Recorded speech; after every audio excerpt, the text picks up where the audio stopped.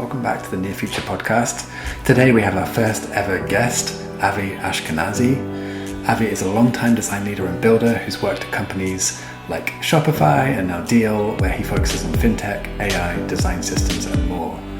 Jonny and I recently saw him speak at Product Unleashed, an AI and design event in London, and spoke to him afterwards about building software with AI to scale how he and his team operates.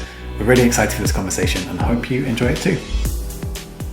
Hi, my name is Avi. I'm a senior product design director at Deel. I work across fintech, AI, design systems, our mobile areas, and our homepage. I live in London, and I've been doing this for maybe 16 years, 17 years, something like that. I've been working on a really, really interesting tool that is called Vidit. And it does what it says. It allows you to vid videos. And the reason why I built it was because A, we pay at Deel quite a lot of money historically for Loom, and B, because a lot of the designers, and there are 130 designers at Deel, plus marketing people, wanted Screen Studio. And Screen Studio cost some money, but the company did not want to pay that amount of money. And I really like Screen Studio, but I was like, I can do something like it, something maybe better with all the features that I always dreamed. And I'm looking at the roadmap all the time, hoping that they would build the thing that I wish they would build. So I basically decided to embark on this journey and build a Mac app. And that's essentially what I built. Over here, you can record different things. You can record a screen, a window, you can record a device, or import a film to dub over it. You have the different microphones, etc. And you can go between edit mode and instance mode. So I'll go and record this window, and I can choose whatever window I want. Let's choose this one. And as I record it, I have a countdown, and I can see the specific interaction. So I can play with it. You can see the different animations over here that the AI is doing for this. I can look at a bigger emoji, etc. And I can also go and draw on screen whatever I need to do. Once I finish doing that, when I hit stop, I'm just going to have a full editor mode that is coming. So if we go here, I can go and look at the timeline. I have events across the board of everything from the cursor interaction to zoom in as we need to. I can change the way the camera looks like, the different layouts in between that I want. And I can even transition between those layouts. And again, like this is something that the team has asked for and wanted. Maybe we do this one. And it's something that is really, really important. And now everyone in the team are using it. You can see the specific interactions. Do this. It's not going to do that in the render. Part of the examples of vibe coding stuff. And you can have the transcripts, so you can actually like go in here and edit it like this script. So I can just go here, boom, delete this thing, and you can see it basically made the edit. I have different things from incorporating captions. I'll turn them on, to changing the font that we want for those captions, and even like, getting a preview of how might that font look like,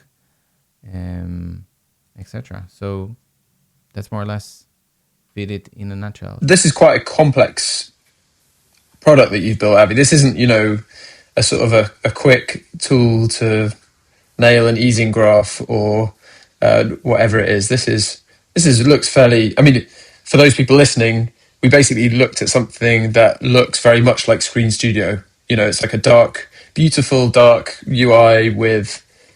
I mean, it looks like Screen Studio, but with more stuff. I'm a Screen Studio user, and I see features there that I don't have, and I want them. You built this for Deel directly? Like, is this a Deel only thing, or are there other users outside Deel? That's a really good, interesting story. So one of the magics about working in enterprise is that once you enter into enterprise, you cannot exit the enterprise. Meaning, because I have this captive audience and I built this tool and that's the only tool that is available, I essentially don't have competition, which ended up in me having 600 daily users of this tool, recording and producing videos. I think so far about 10,000 videos were already produced with this tool. And it's kind of like my weekend project. Every weekend I go and I sit there and keep vibe coding my life away and produce. So for example, this weekend I added touch gestures. So when you do like pinch on an iPhone or zoom in or scroll, today when you plug in the phone to your computer and you record it, you don't have those visuals. And now in Vidit, you are able to basically add them on screen, and people can see where you swipe from where to where you pinch, etc. Now, you mentioned this is only like in the internal environment. However, when I started testing it, I basically utilized my own Apple account because I wanted my friends to try it out and give me feedback before it's a very high stake to say to the company, you guys all use this from now on. Yeah. So I already had like external users, and over time I convinced Alex, the CEO, to basically do what Lottie was done with Airbnb. The engineers who built Lottie were like, this could really change the internet. It helps us. It can help other people. So we will open source it. In my case, we're not open sourcing it because I don't know how I can control the fact that no one's going to put a shell on top of it and start selling it. And I do want to give it for free. I want to contribute it to the community. So I agreed with Alex that we're going to give it for free for anyone. So if you go to viddit.video, you will be able to download it. The website is still in the making, but there is a download link there. You can go and download it now. And anyone who wants to use it can use it for free. Awesome. But I suppose having the captive audience, you get tons of feedback. But also they can literally never leave. So you sort of don't have to worry about one whole part of the product stress, which is churn. I mean, in a sense. Well, you do have some. So, for example, I'll give you one of the features that I added was it was called instant mode. What happened was I got annoyed because I built this thing and spent a lot of my blood, sweat, and tears. I got annoyed that people keep recording stuff on Slack, and then someone provides feedback on a design, and people are like very obsessive about their feedback. So you have suddenly like 5 videos of 5 minutes, one after the other in Slack.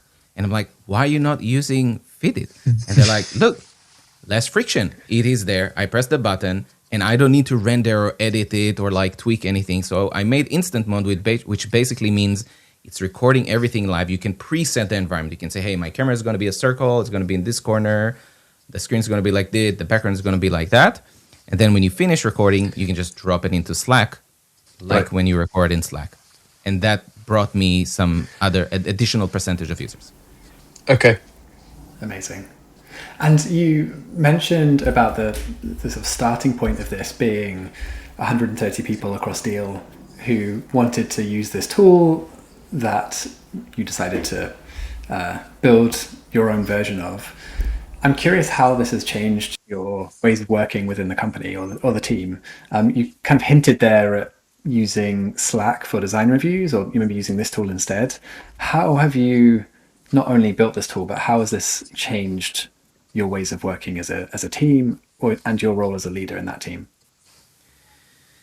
I think, first of all, it allowed me to be way closer to designers. And from my perspective, one of the good, amazing things about tools like this is that they enable you to share stuff in such a high fidelity and such quality that suddenly you have a marketing video-like output at your fingertips. Maybe it's an overkill. For some people, it's an overkill. And I get, like, in the feedback channel, many, many questions quite often that is like, hey, can I do this? And it's like, yeah, actually, you can do this. It already is built. And that, that tells me, the UX is maybe discoverability is not good enough, et cetera, et cetera. But it also gave me and the team a lot of confidence to say, hey, we can go and build these amazing AI tools. And I know you guys are doing this brilliant workshop that I also witnessed in the event that we were in 2 weeks ago. And it gave people much more confidence to just go and try out. Because before, people thought, I can just make like a small Figma plugin, or I can summarize my review in terms of text. And that suddenly shows them, okay, a person who is very, very busy can go and, alongside do this thing, then we can do it as well. It gave them a lot of confidence to build stuff. Avi, it might be useful context for people listening to describe what Deel is like to work at. And I think it's quite a unique culture in terms of the attitude towards build versus buy and AI generally and things like that. There is one anecdote that I know you've shared a couple of times, including on stage, around Figma seats. So can you just give us a little bit of maybe the design lens, but also just generally how Deel works company-wide? Yeah, Deel is trying to reduce as much as possible politics or anything like that. Deel thrives on speed, which basically means that a lot of things bubble up from the bottom. Now, of course, this could be some projects where senior stakeholder will be involved, but gradually, but overall, I would say that if you have an idea, just go and do it, because there's not enough people to do all the ideas and not enough people to do even the projects that already are scoped, that anyone is welcome with any additional initiative that they have to just go and contribute. As I mentioned, the design team is about 130 people across the board, and we have this AI process that enabled us in one click basically to onboard people all the way from setting up their Amazon permissions to, set up their repo database inside GitHub, and then install the Claude skills that they need and connect it to the design system, essentially. So one click button, you can basically go and prototype anything that you want, Claude Design, Claude Code, whichever tool that you feel like, VS Code, Cursor, whatever tool that you feel like. And we also have a hosting environment internally called Nexus, which is kind of like our own version of Vercel, that anyone can ship projects there and has many interesting features. That was built in 2 weeks by 2 DevOps engineers, and now has been maintained in the last 2 months. It was pretty awful at the beginning, and now it's fantastic. Do they get some design feedback? It got some design feedback, but not enough, I would say. Because that's one of the problems, I guess, like when people build AI, like sometimes it's kind of like there's like a small ego aspect there that you kind of like, but I built all this thing. I don't need help. I don't want people to slow me down. I just want to go and churn and do as much as I can, as fast as I can. Now, we got to a point where at the beginning people were freaking out, especially when Anthropic released Claude Design. People were like, we cannot keep up. The pace is too fast. We don't know what to do. And so we organized like twice a week meetings with designers that are great at AI or that have achieved something at AI that others haven't, to do this cross-pollination and teach. And we got to a point where at this point of time, at the beginning of July, I got a few messages from designers like, hey, I lost my Figma license. Can you renew me? And the reason why they lost it is because they practically have not used it for 30 days. And we have an automation that if someone doesn't use it for 30 days, we obviously don't want to pay for it. So we clear the seat from that person for someone else who might want to use or to basically not pay at the end of the quarter. So you had a bunch of designers that turned out hadn't opened Figma for 30 days. Yeah, 15 of them by now. 15 of 130 is a under 10%, but it's or around 10%, but it's still significant when you think about a tool that has been at the very center of everyone's process for many years. That and precursors to it, a decade or more. So really interesting. So these designers that are not opening Figma, they are opening their code editor. Is that right? Yeah, they're just vibe coding. And I would say that also, look, a lot of the designers, I've been reading about it also from other people's posts, the usage for Figma has slightly changed in terms of like what people do. There's some stuff that you just can't do. Like if you want to create an icon, you might prompt it, but it's not going to be great. So you'll just go and like do some vector tooling and pen tool and like move some points. That's some of the designers. That's what their usage in Figma is nowadays. For the whole interface, they just do Claude Code and for really, really small things. So I think there is like an interesting opportunity to make something that would replace just these like small little processes of visual refinement and fidelity. And then they might not need even Figma in that version.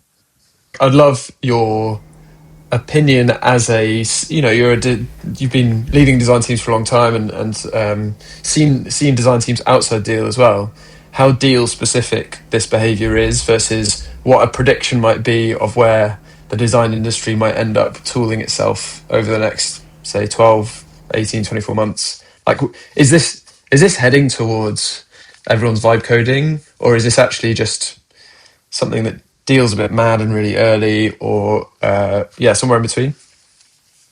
I think it's somewhere in between. Like, it's also hard for me, for example, to contrast Shopify to Deel, because when I was at Shopify, we were at like 4.5, 4.6 in terms of Opus, right? And now we have like way more advanced, sophisticated models. So it does get better.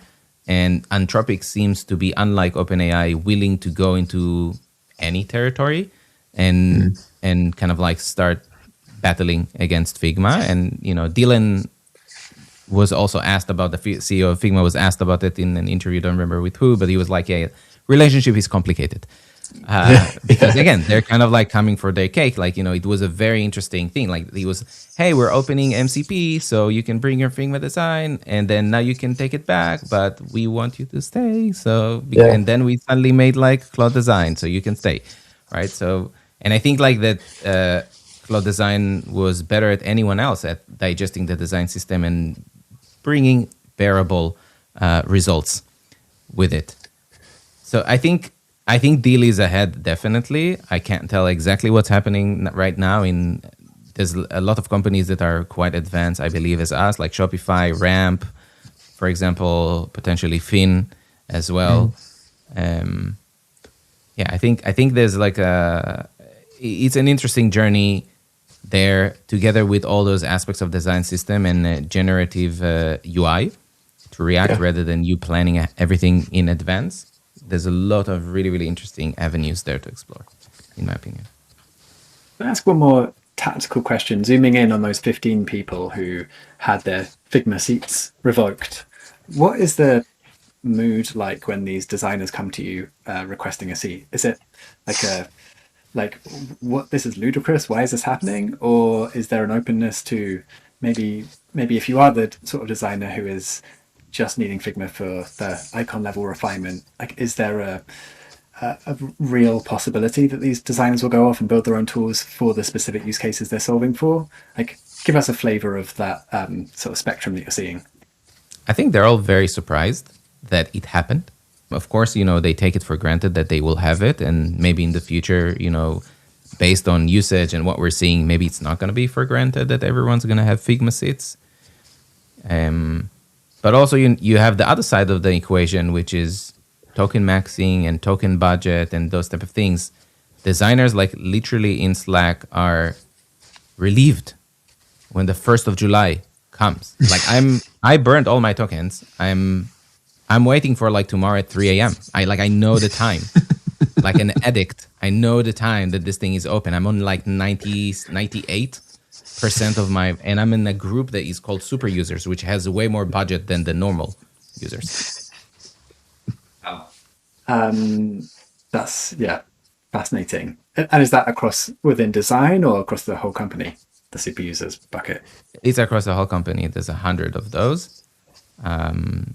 I think there are 4 people from design in those 100. The company is 7,200 people. Wow.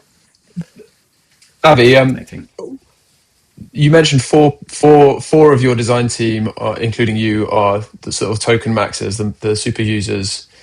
Can you describe like a sort of an adoption curve across the team? And are there people that are still unsure? And how are you thinking about, you know, as much as you can say, how are you thinking about how to either help those people to come on board, or actually that it's okay for some people to be like that and there's work for them to do as well? Like, how are you thinking about that? Look, I think there are still people that for them it's way faster to go straight to Figma, and they produce better results faster. And I think that there still is room for Figma from a collaboration perspective, and primarily that, because like the workflow for code is very uncollaborative. It's like you submit the PR, someone reviews the PR, someone pulls the PR. Yeah. It's not natural. It's not easy. Although I have seen, you know, if you think of like OpenAI group chats where you can incorporate, or like Claude agents inside Slack, you suddenly have this world of collaboration. how can they bring this thing into the world of design, or who can be the first to bring this thing into the world of design. It's going to be really, really, really interesting. In terms of distribution, I would say that definitely 80% of the designers are on Claude Design, on Claude Code, doing this. Some of them are utilizing it as this is the high fit. Maybe like 40% of them, maybe 30% of them, utilizes it as this is my platform to make this super high end result that I can sell to, or like user research with, or sell to stakeholders, etc. The other ones are using it the completely other way and are like, this is an artifact that would allow me to align with the PM and engineer that this is the actual flow that I need to do. Then I'm going to take it to Figma and I'm going to make it like polished and bring it the way it needs to be brought into them implementing it. So you have like quite an interesting skew between them. And of course, and then there's like 20% who are not, are worried, are not kind of like getting on board with this thing. And I think they're struggling more and more because people are getting way faster across the board. But I think that they have a really nice support system to try to help them gain that knowledge. And they have lots of really, really good examples of what good looks like. Yeah. And could you give specific examples of that? Is that through the team around them, or are there specific examples of resources that you've built or the team has built to help people on board? Yeah, so as I mentioned, we have like twice a week sessions with that showcase like different implementations of what designers, and the designers are running it for themselves. It's not that, I come or like anyone from leadership comes and does this. You have like some designers who are way more advanced at this thing, and they kind of like how I shipped feature X into production, and they show that workflow. Or how did I optimize AI agents to do research more fast with Akai, which is our agent platform. And this is also like, for example, there's a designer called Mariana. She's in Brazil. She worked on this with Akai on a project to optimize research funnels. So if you think of what you need to do for research, you have some target audience in mind. Hey, I want to talk to people that have contractors in Argentina and Algeria, for example, and the company is 200 people. Great. How do I find them? Yes, you can maybe search. So like Akai would go search for that, and then you would find 20 companies like that. Okay, now we need to organize their user research. Great. Akai would set a budget of how much do we need to pay them. It will go and talk to the CSMs, so the customer success people that are usually talking to them, and ask them to ask for a meeting, and would also chase them in Slack until they book that meeting with the client, which is easier than just sending like a cold email, right? And then when time to book the meeting, it would look at the calendars and basically suggest the times that you should book. And then you just come and do a session. How do the CSMs feel about being told to do stuff by an AI? They're okay. I think at this point of time, they're being told so much to do stuff by AI that they're totally used to it. Wild. Just slightly changing gears. I think you've given us a few examples so far of building software and tools or workflows to help automate or improve ways of working and processes. I'm curious about how you think about trying to replicate your own judgment or scale your own judgment and taste versus which bits you're trying to keep deliberately manual and deliberately human, if there are any. Yeah, I don't have like the best definitive. I think like very much, if you look in the world of AI, memory is one of the things that is being talked about. I'm not talking about memory like RAM and stuff. I'm talking about like how to manage memory, how to optimize memory. If you think about it, the whole art of storytelling is for us to remember something, how we write blog posts, how we write books, etc. It's all anchored at that. But memory of an AI is different, and memory of you is different. So there's two projects that a couple of people are working on, and one of them is called Links. It's also an internal product that I built. Again, same reason, people wanted Obsidian or Logseq or Rome Research or Notion, and we couldn't. They couldn't use it. It's not approved. So I basically built our own version of Obsidian. I cannot show it here because I have it on my work computer. But this tool started as just implementing and mimicking Obsidian style. You have the knowledge graph, you have links that between subjects that links to each other. You have different types of primitives like a person, a project, a product, a vertical, a decision, an idea, etc. And I initially started it with like a Claude Code skill that goes and looks through all my meetings and summarizes it based on those things. Then I ended up building an MCP to Claude so it could feed and read it in a more coherent way, in addition to my personal notes. And now it's all about trying to manage a brain. And then a different project that I'm also working on, which is our Jira replacement to some extent, or Monday.com replacement, which is called Launchpad. And in that world, you need a brain per vertical or per team. And it's different from your brain because a brain per team is reading the Slack channels of that individual team. And it's not your opinion. It's kind of the holistic opinion. Even if someone onboards the team or someone wants to ask or know a thing about the team, that surface should have all the jobs to be done and all the metrics and the decisions that were made and what the impact was done based on those decisions. So building those brains is definitely like an adventure that I have been on in the last couple of months, reading Andrei Karpathy's comments, and no one has figured it out. There's many ways, and it's really hard to make sure that it's not going to be a thing that people just forget and not use. It's really hard to make people maintain it, and it's also hard to make it maintain itself automatically and keep the most up-to-date content and keep it healthy in a way that is queryable. People want all of these tools and these capabilities, but then you give them to them and it's like adds to the chaos, the seeming chaos in 2025, 26 of I'm meant to know all of this stuff suddenly, and the tool, as you say, the tools are moving too fast. I can't keep up with it all. Now I have a brain. What's a brain? Now I have to actually do more work. Feels like more work, not less work, even though it's an efficiency and there's a new capability that you've given me. And I remember running my last company and trying to work out how to affect change internally within our customer, as we rolled out to clients, and working with internal HR teams on change management and like, how do you fire people up around this thing that they now have, which is really good for them and it's going to help, but they've got so much else on their plate. The actual work is so important that how do you sort of make space for that? I'm just interested in, is there anything you've done? Like, candidly, like, is there stuff that you're like, this is amazing, everyone's going to love it, and then it fell flat?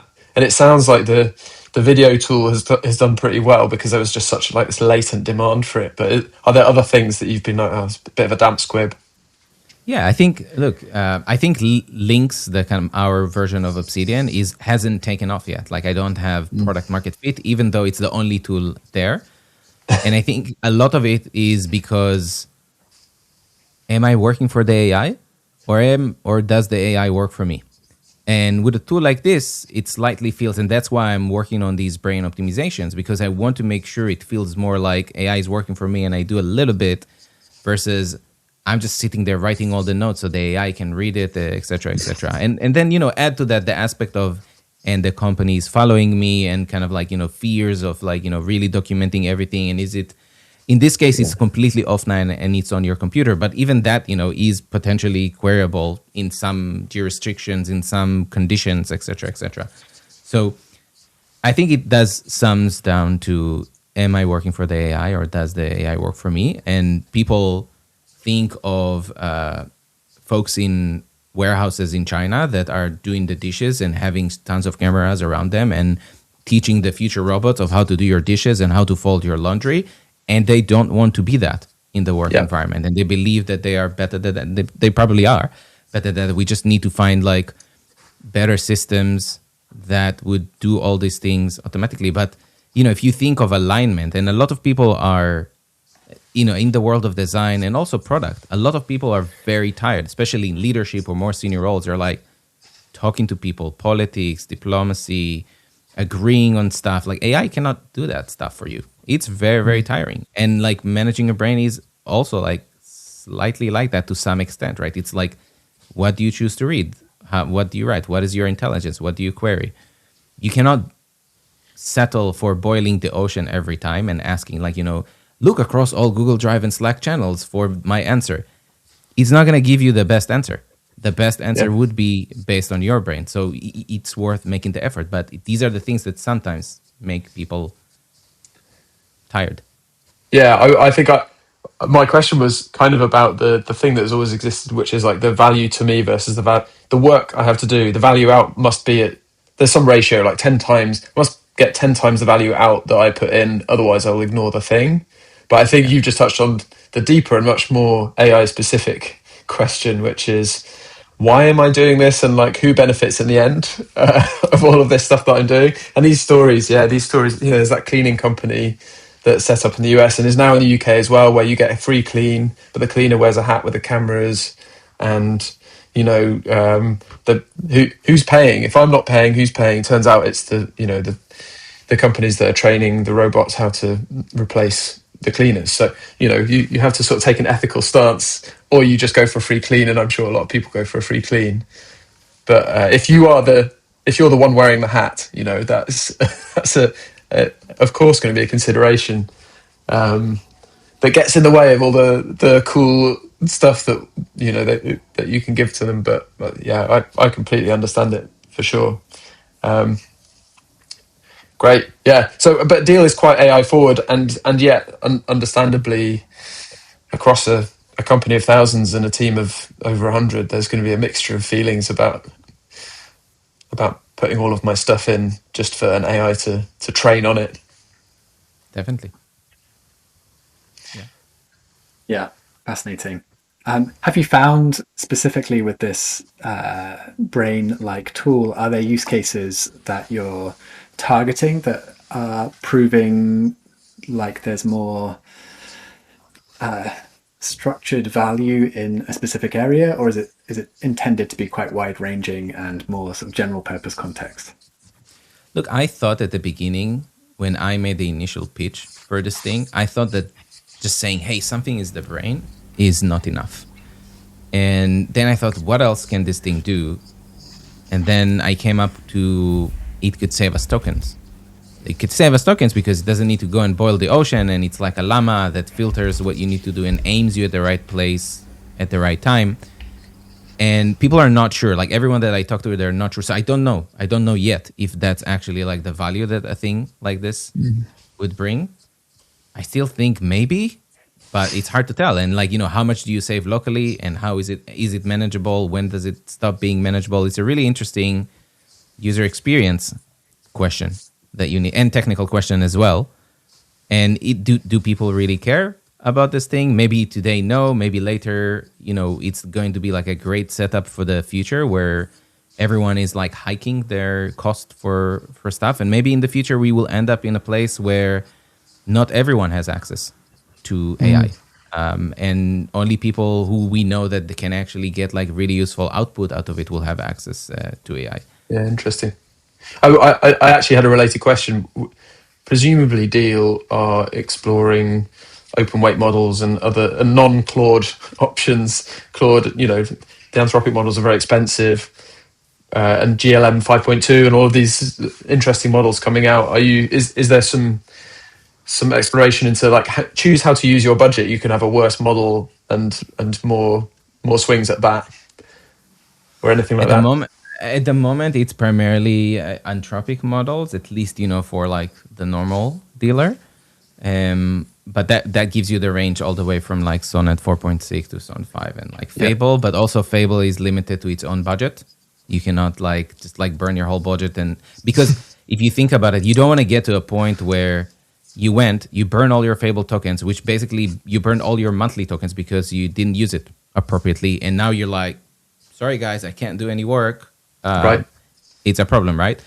And I don't know if it's like a Deel setting or like an Anthropic setting. Maybe it's both. Hard to tell. But that's a thing that like I first burned through because I got so excited and I was like, they're gonna take it away again. Oh no! So I just went through all my Fable tokens and then was like, okay, we can go back to Opus 4.8 and see what happens there. But I believe that in the future, like there's a stat. 70% of the startups in the US are on Chinese models. Kimi, the models from Alibaba, One, etc. Now, no one says that Trump is not going to come tomorrow and say, hey, you know what? you can only use American models. I don't want this thing to kind of like leak to this. And then, amazing for the OpenAI and these guys who are lobbying very, very hard, and they can hike Great the prices regulatory even capture. more. Yeah, it could be incredible. I don't know if you will get to it, but they did it with cars. They haven't done it with products, but they did it with cars. So, or maybe they just slap a tax on it, and then it becomes the same price. So you don't know what's going to happen there, and I think it's definitely an area to watch and see where it goes. Let's talk about human-to-human interaction with AI in some part of that loop, and I guess there's two things I wanted to set the scene with for this. The first is you posted on LinkedIn about training an AI model or a tool to review designer portfolios to help with the hiring process and help you screen candidates and level them at the start of the process, which I think is a very compelling challenge for a hiring manager to solve for. I'm curious to ask you some questions about that in a moment. But then you also mentioned a thread recently about AI as an enabler for human-to-human collaboration, and how AI was supposed to make collaboration seamless, but instead it has made us more isolated, talking about the loss of human friction associated with these workflows that now have you building your own tool in AI rather than collaborating with other disciplines or other people to make them happen. So I think that as a space I'm really interested to dig into a bit with you. Perhaps we could start with the hiring process aspects, and perhaps you could tell folks about the current state of designer hiring at Deel, and how AI is integrated into that process, or where you found success with AI and where you'd like to solve but maybe hasn't quite captured yet. Look, one of the things that I've done when I joined Deel was elevate our recruiting practices and processes, introduce new interviews, provide better feedback, record videos for people who I've heard from candidates that were really, really helpful to explain what we're looking, also bring a face to it, makes it nice. And, personally, as someone who does not love just reading stuff, I prefer to listen to stuff or watch stuff. It gives you, I believe that as you create content and, someone who wants to work for you, you are creating content for them because you want to also convince them to come and work with you. It is important to have those podcasts as a part of the podcast that I'm working on, as well as videos. And I think that there's a lot of things that people don't talk about, like how do we judge portfolios? How do we, some people which are more consultants, would do these like live YouTube or like LinkedIn portfolio reviews, or like provide and give some time. I do usually, I get 4 messages a day on LinkedIn with, hey, check out my portfolio. What do you think? And obviously, sometimes I have time, but sometimes I don't have time. So the AI does help me. And if I do that with the AI, I would basically send them a screenshot of hey, I have this tool. Here's how it looks like in this tool. And I'm going to run it and walk them through what it says. The idea was we have 300 applications a day at Deel for design, right? Last year in total for Deel, there were about 3,300,000 applications across the board last year. That's a bit more than 300. Yeah. That's a bit more than 300 a day, but even 300 a day, times 365, that's a lot. That's a lot. I'm not so good at math, so I'm not going to try to attempt to answer that, but it is a lot. So, and a lot of it is, some of it is bots, some of it is this, but a lot of it is people who really try and really want feedback. And if, they just get a sorry, not for us type of email, which I feel is a bummer, and it's not going to help them improve in any way. And I wanted to put an end to this. And so this is why I started building this tool. It wasn't just the problem for me. I literally felt the problem for everyone who messaged me and kind of went the extra mile and wanted to help them. And then I was like, okay, this thing could be really, really, really powerful in multiple steps in the process. It could be really powerful when someone is applying for a staff position, and we can scan it as they paste the link and tell them, actually, you're not staff, you're senior in Deel's perspective, and this is what's missing from staff. Do you have it? If you do have it, awesome, bring it into the portfolio. We would love to look at it and, evaluate it. Or, if you think we're wrong, it's also okay, you proceed with the application anyway. And also to bring it into like an automated, if we are rejecting someone or something because it's a bot or something like that, we can provide feedback. Now, some people would say, yeah, but everyone then will improve based on what the AI is measuring. Well, okay, that's okay. Then the average goes higher and the floor goes higher and everyone gains from it, by the way.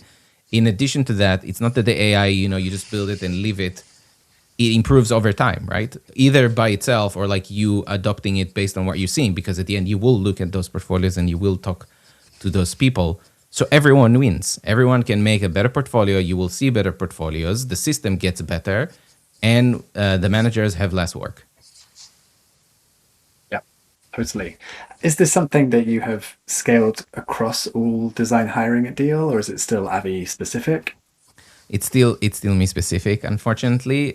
We have released our own ATS really recently, I think like a month ago, and we will see if we can incorporate it. But also, remember, this is very designed. Like there is a tool for that for CV checking against kind of the job requirements, but portfolio is a very design centric. Like I had to add stuff there, like specifically read Figma and specifically understand when pages have password, and if the person provided the password, you would be able to crawl through that. The ability to do OCR on images and have some sort of analysis, like visually, the text is like, sizes of text and give some understanding. So there's lots of like very design specific things that are in this tool that are just not scalable for something that is not like design hiring. But I did give the code for this thing to some of my design managers, and I can't tell for sure if they're using it because it's not like, it's still in the form of code. It's not like a product that you can kind of like deliver. But the idea is to potentially keep using it until we feel it's like the right time and then implement. I don't think it's like the top priority for the company, but for us, it's really helpful. It's a sort of one of those like hiring brand things where you can't point to a number. It doesn't impact the bottom line directly, or at least immediately. So it has to be a sort of a passion project until it finds its correct home. But it sounds really interesting, and I've always felt whenever I've been hiring, you get stuck in the situation where you're like, I want to give you really thoughtful feedback, but I have no time to do it, and we generally don't do it because then what if they argue their case, and that gets difficult as well. So before interview stage, you are sort of stuck doing the thing that you hate, and you'd hate to receive the email that you send. But that's sort of how the process works. Even worse with now AI and so many more applications. So yeah, kudos. It'd be interesting to see if you ever manage to get it into Deel's ATS. And to be clear, for listeners who don't know Deel well, this is the ATS Deel sells to its customers, right? Yes. Or is this? Yeah. So this is this could be something born out of Avi's head could be deployed out to thousands of companies. Who knows? But yeah. One more tactical question on this specific example. I'm curious if there are any takeaways you have on the ability for AI to evaluate a designer's portfolio from having built this. Are there specific attributes that are quite hard for it to evaluate or get wrong sometimes? And what are those? I mean, look, I would say there's a couple of things that I noticed, especially at the beginning when I was building it, which is self-affirmation. So, for example, a designer would say, an expert of UX design for 16 years. That the guy's like, yeah, the guy's amazing. He's an expert. No, he just wrote that he's an expert.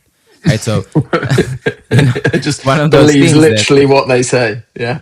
Yeah. A different thing that I think like is really, really valued, and like it's a thing that everyone, and I'm sure you guys have tested for this when you were interviewing designers. And I think like I've even heard like Jonny in like one of your previous podcasts that we were talking about this as well, is uniqueness, right? Like you want people to be unique. So the tool would look if you have used like a stock Framer template or a stock Wix template or Squarespace or anything like that, because why? Why should you do it? Let's change the color, do something, right? Like, so it would basically check if the person actually made an effort to make something a little bit different, even if it's like in the world of like Lovable or Cursor. If you use like stock, which is completely visible right now to everyone, like we all know when we see something that was created with AI that no one has tinkered with a little bit more. So watching out for this is an important, because it's lazy, and you don't want lazy people. And yes, the content controls and the storytelling, etc., but that's like one aspect. But you also don't want them to be lazy visually, especially if someone is looking for a job, it's really critical. Now, one of the hardest thing, and that's not the thing that AI can solve, is, imagine I want to hire Jonny. Jonny is not looking for a job. So Jonny does not have a portfolio, right, Jonny? I suspect you don't have a portfolio ready. Yeah.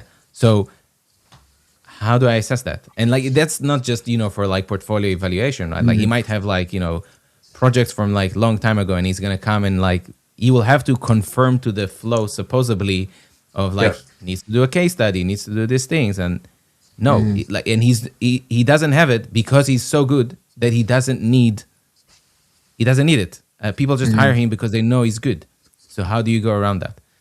These are some of the challenges. So, when you source people versus when people apply to you, the bar is different, and differentiating is important. Yeah, sourcing is so much more gut and network and just, like references. Yeah, which is risky as well, right? Because, someone who's set up some good references but isn't great could slip through that net. So you still have to have that level of rigor. One thing you just said, I think, is really interesting, because I think the last time I was hiring was really pre-AI. Well, last time I was hiring designers was pre-AI. And you could get pretty far by just having built a website. Like the fact that it existed on the internet and didn't look unusual or broken would get you some distance, and you'd made some sensible typography decisions, and the hierarchy was okay, and and now the cost of production is so cheap that actually there's a premium on having an opinion, and that opinion being or feeling fresh. Someone who I think we're going to have on the podcast, Innie, came to Tom's first mostly working morning and demoed her portfolio site, and it was like a room that you could turn the lights on and off, and it was like really exploratory and interesting and unusual, and she'd used image models in interesting ways, and that's so much more. It says so much more about the designer, even if that UI is not very useful for really any other product. They're going to go and design some B2B SaaS. It's not going to look like that, but at least it has something about it, and you've gone beyond. So, no longer can you just design linear in your portfolio and then hope that gets you over the hill. But yeah, I mean, I'm not hiring at the moment, Avi. So but it feels like a really interesting time to decide, even as a hiring team, like what your opinion is about what good is, and you can have a unique opinion as a team about what you're looking for in a much more meaningful way. Yeah, and that's why I would say this is going to be it's going to be controversial, I believe. Like that's where, and I think like Deel would allow for this, which is good. If you hire for Google, you probably won't be able to see someone like Innie and say, you know what? I don't need anything else. I will interview her 4 times so I understand everything. And you will have to go through the process because of many, many reasons. Many by the way, very, very, very important reasons. Diversity and kind of like fairness and a lot of really important. But you cannot, no matter what you do, take like a complete bet on someone and bring them in. You just cannot do that. And a Deel, you can do that. Like I made a post a long time ago that it's just like I saw someone, they failed the interview, and I was like, we're hiring this person. And basically it's a bet, and it's like to some point it sucks. Like I went and I took some of the feedback from my team, and I told them, guys, I decide. Sorry, you're wrong here. And I think like we made like there's a bunch of other people, I cannot name them, but we were wrong. We were wrong in not hiring them. And like, we had like an interview. The interviewers maybe did not do the job well, or maybe we didn't communicate the interview very well. And we lost that candidate. And now they're like principal designer somewhere. And I'm kind of like dreading it. Yeah. And so I think sometimes it is important to just be able to have this like wild card and some credits with leadership to say, I really want to make a bet on this person. If it works, it works. If it doesn't, cool, I learned from it. We should start wrapping. We've got some closers. Yeah, I will pick out this question for you, Avi. So the promise of AI is to give back time. So if AI and AI agents can do the majority of your work in the background, giving you all this time, my question is, what would you spend that time on? I think that I would, first of all, I believe that my job and the job of a director as a whole and a design leader is to identify areas. It's basically being like water. You know, you pour water to a bucket with holes. You see where there's like small holes, and you just like, I just go in the container and feel it with my hand and see where there's a hole, and I decide if I put a plaster in it or I need like a complete rework of this area to make sure that the ship is not going to sink because of this. And so I need to find 3-4 new things like this every quarter to tell Deel and make those bets and, you know, pitch them at least. And if 50% of them passed and actually went into the roadmap and is successful, and we're talking about like cross-vertical, really, really, really big things. So completely changing the direction of the company or like, you know, making a massive bet with lots of resources associated with it, then I've been successful. And if I haven't, then I have not been successful. The other thing that I need to do is unblock my team. And so if I see all my team designing with Lorem Ipsum, then I make a plugin in Figma that allows them to just like access the database and fill real information from client information into Figma, so we can actually judge the cases for real. That's like an example that happened. So I think, and same, like, you know, even with video, like, you know, they do bad storytelling. Okay, here's the best tool, you know, go and tell stories in a better way. Oh, you can't find stuff in your note. Okay, here's like a Obsidian, like all your notes are connected and you can query it with Claude Design. I think these are like optimizing the team from an operational perspective, getting them excited about what's possible and inspire them, and also making these big product bets is what you need to do. And that's what I choose to spend my time on. And then the extra time that I have fun while I watch football or whatever I watch is just like vibe coding, because, you know, you make a prompt and then you need to wait for 5, 10, maybe more minutes. So why not? Like, and you can do it I do it throughout the whole day. I do it like, I didn't do it when we were talking. But, you know, in the majority of my meetings, I will, for a second, go make another prompt and just like let it run, because it's a waste of time if I don't. Yeah. So you're not picking up the guitar behind you, Avi, and strumming that? Maybe occasionally. Occasionally, yeah. Not enough.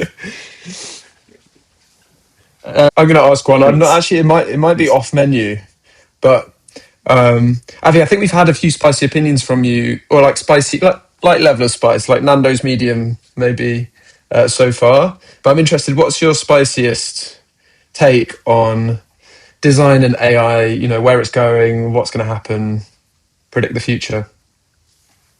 I don't know if it's spicy. I will give you a non-design, okay?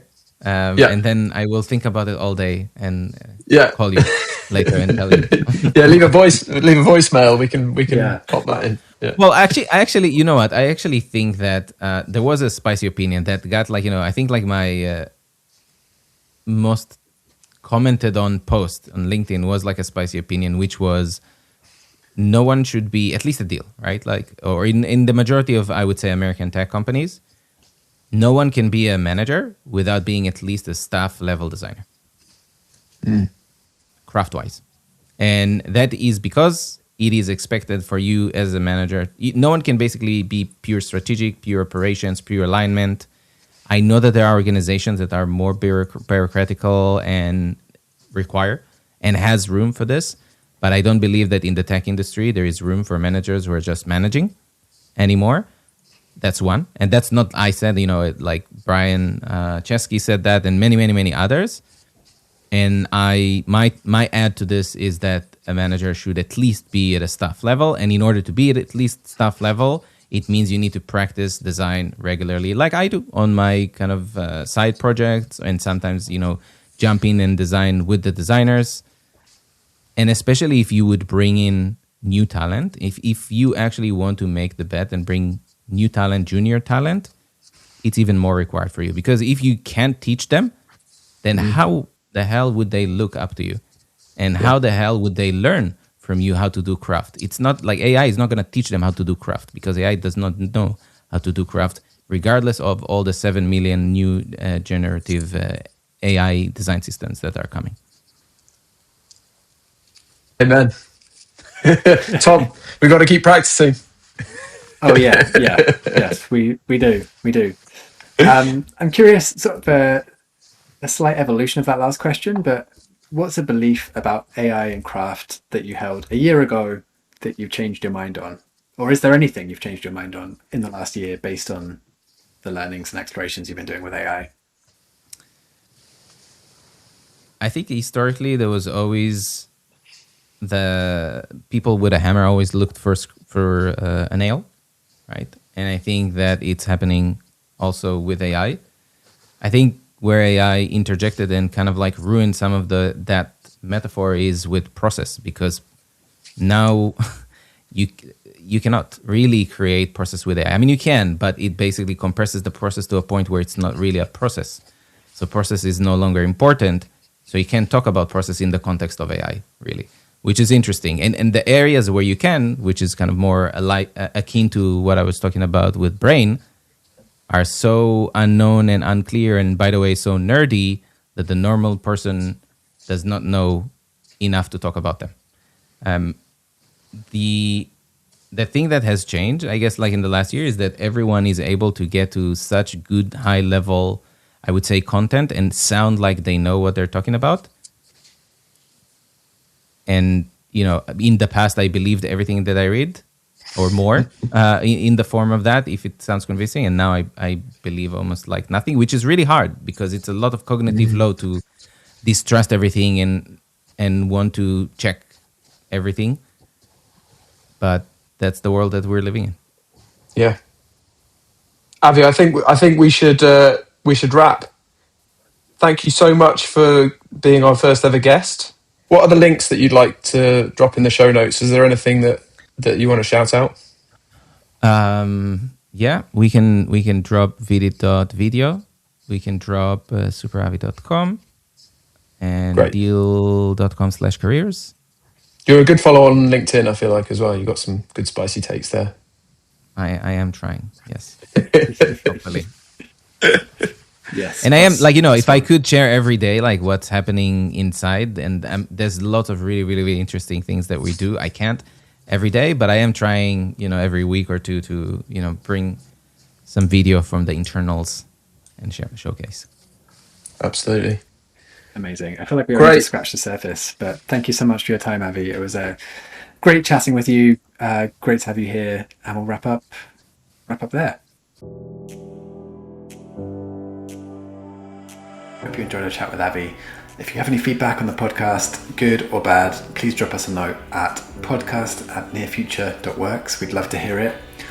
Oh, and one final thing. Last week we announced a new workshop we're opening up to individuals to build your own design tools on the 13th of August. Find out more and grab your spot over at nearfuture.works/build. Catch you next week.